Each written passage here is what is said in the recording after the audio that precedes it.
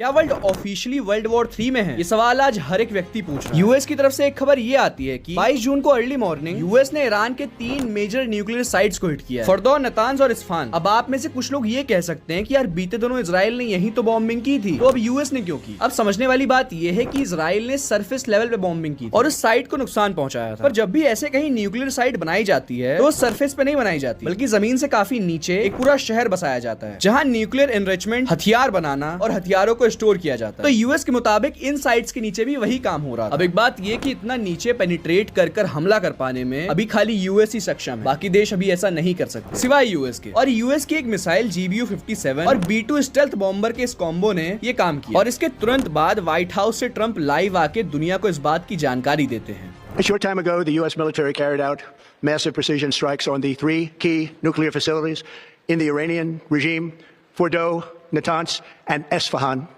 Everybody heard those names for years as they built this horribly destructive enterprise.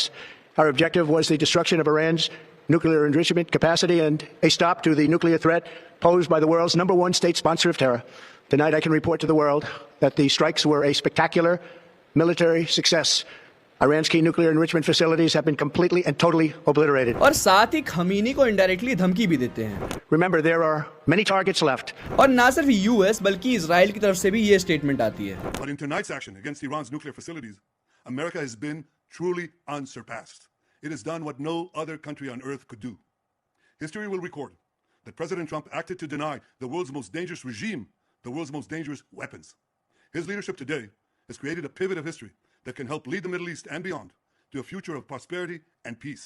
अब सवाल ये है कि ईरान ने ऑलरेडी कहा था कि अगर यूएस इस लड़ाई में इन्वॉल्व होता है तो ईरान मिडिल ईस्ट में यूएस के जितने भी बेसेस और इंटरेस्ट हैं उन्हें सीधे सीधे टारगेट करेगा। तो ये कब तक होगा? कुछ घंटों में, आज, कल, परसों, क्योंकि इसके तुरंत बाद US full scale war declare कर देगा। तो इसीलिए मेरा ये सवाल है कि